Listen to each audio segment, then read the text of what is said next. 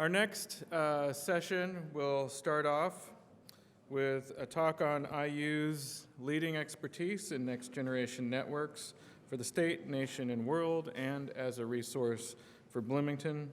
I'm going to invite up Dave Jent, Associate Vice President for Networks at Indiana University and Managing Director of the Indiana GigaPOP. Dave, welcome.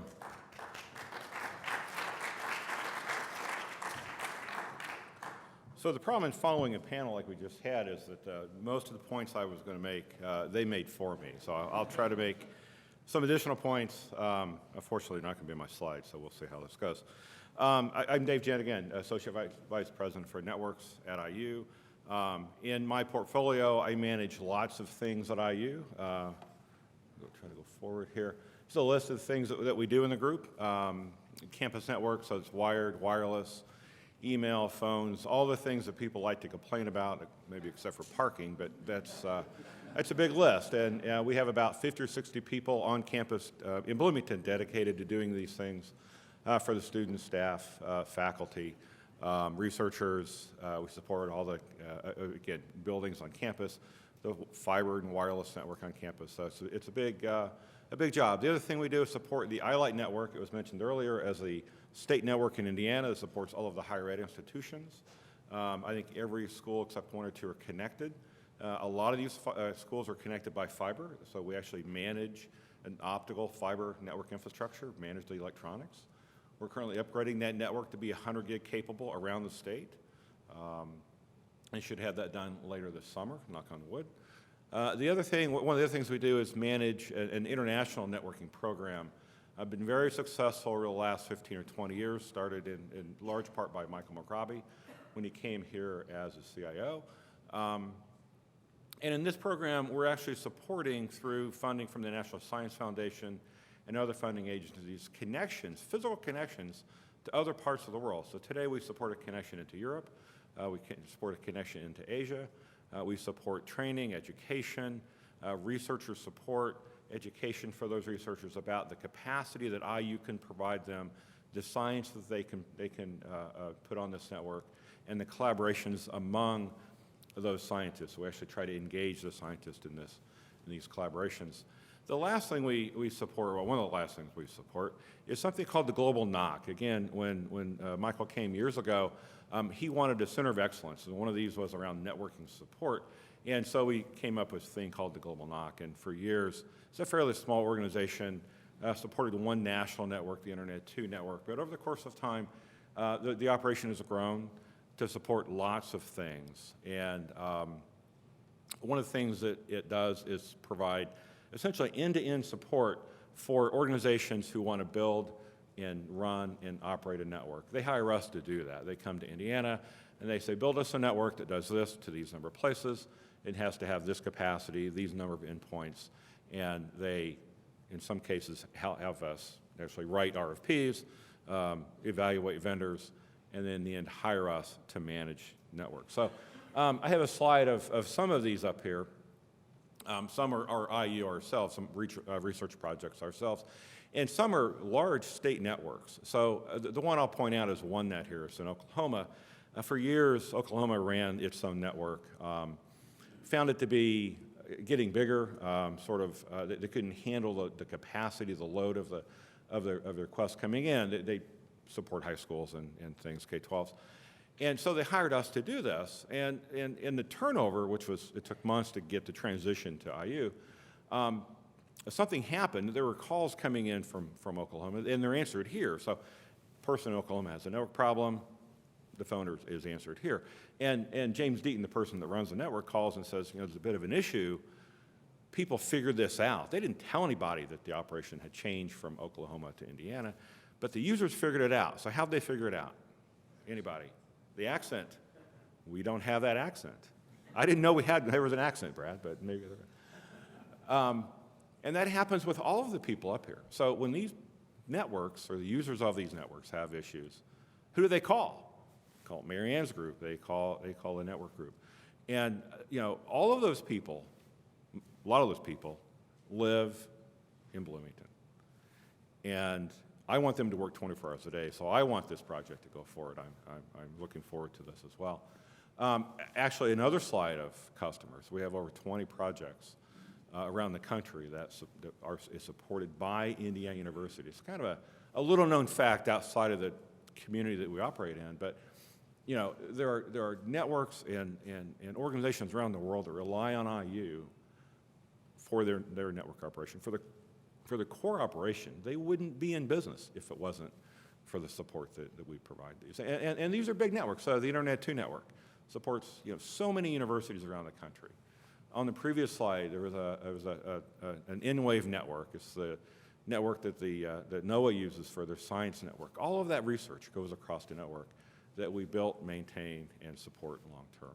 Again, all of those people live here in Bloomington, some in Indianapolis, and actually some around the world. We have some people in Vancouver, some people in Boulder that work for us. This is, you know, sort of this distributed effort that we have. So let me give you a short story a bit about you know, why it matters what the city's trying to do here. So a number of years ago, we had a university in Indianapolis who wanted to connect to the iLight network, and we said, you know, we need to slow down a bit. We're not ready to connect you. They got pretty upset. And the reason they were upset is because a school who looks a lot like them, also near Indianapolis, was connected already. And this school said to us, you know, if we're not connected in this time frame, recruiting for the students, we're at an economic disadvantage to this other school, right? So here's a school who was connected to a network, and they had decent connectivity, but not as fast as this other school. And they knew that they had a disadvantage. They were not going to retain students, or not going to attract students, maybe not attract a faculty person who brings a research project and all that funding with them. So they understood that they were at a disadvantage by not being connected to a faster network. So the question for the city is, are we at a disadvantage because we are not able to provide those services? Extra space here. So these are kind of eye charts here, but you know, the panel here talked about the increased demand every year. So in the little circle is actually a usage chart over the last 5 years of capacity demand on the Bloomington campus. So every year we figure it doubles. And you know, this is among researchers, among faculty. It's also among the students. So we see this in the dorms as well, where every year, and we had it happen this past year, the number of devices, the amount of capacity requested in the dorms outstripped the amount that we had planned for a couple of days. We didn't have very good service in the dorms. We quickly fixed that, and we'll plan again for a doubling, and we'll hope it just doubles this coming year. The other thing that happens, and you know, it happens in your homes, I'm sure, especially if you have a bunch of kids, is this bring your own device thing, right? So in 2012, we figured that kids brought a couple devices. In 2015, it's about 3.5 devices. It's probably more than that, but I don't think people want to scare me. And this is everything from cell phones to iPads to gaming devices. So, you know, we see people bringing more devices, requiring more capacity. So again, a lot of this in the dorms, but also, you know, I have 3 devices with me today. Brad probably has 4 or 5. But this is how it happens. And you know, every device, once connected, every device needs capacity, network demand, and we need to figure out how to deal with those things. So we took a snapshot last year in April. We had almost 35,000 things connect to the network, like 35,000 students at IU. So everybody had something connect to the network. And there were 450 different kinds of things, different vendors, iPads, different notepads, different watches and whatever they were, and 32 different operating systems. And all of these people expect it to work, right? They want it to just turn on, get connected, do what they want to do, and go about their day. And for IU, there's about, again, 50 or 60 people behind the scenes making that happen and working to make this happen. So the problem here and the challenge for the city is that 23,000 students don't live on campus, but they don't have any different expectation than those who do. And how do you deal with that? How do you get a kid to want to come to Bloomington, come to IU, maybe live here after they retire, or after they graduate, when they don't have the things that they had on campus, right? Because I'm going to give them really good network service. Sorry, Mayor. When they come to campus, they're going to be pampered. They're going to do everything they want. And but at some point, they're going to move off of campus. And if they move into something less than they had, I should have them call your help desk instead of mine, right? Because they still call us and say, how come it doesn't work? Well, I call John. I don't know. So, that's one problem. The other problem I have, again, if you go back to this global knock thing I was talking about, a lot of people live in Bloomington, and I want them to do that. I want to hire more of those people. And they all live off campus. And none of them live on campus, clearly. So how do you provide, how does the community provide services for these people to stay here, to want to come here, to let me hire more people? How does that happen? A friend of mine passed away a few years ago, was in charge of landscaping on the Bloomington campus. And I asked him once, I said, Mike, why do you plant so many flowers and trees and coordinate all of this so that, when one thing's done blooming, something else blooms. When a tree's blooming out, something else comes.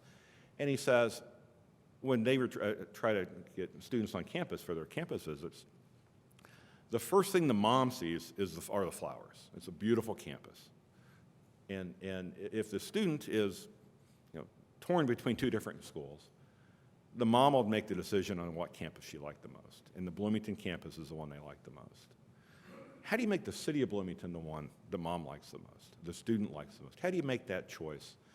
How do you help them make that choice? And I think, what we're interested in and what IU is very intrigued in is, how can I sell the community into my employees, the students that stay here, and we attract and try to recruit lots of students out of the programs. How do they stay here when they have opportunities clearly to go someplace else? So that's all I have. Again, there was a lot of discussion here on the panel about why we want to do this and why it's good. But these are my points. Again, the campus provides such a rich environment. I think the city needs to do the same thing. Question?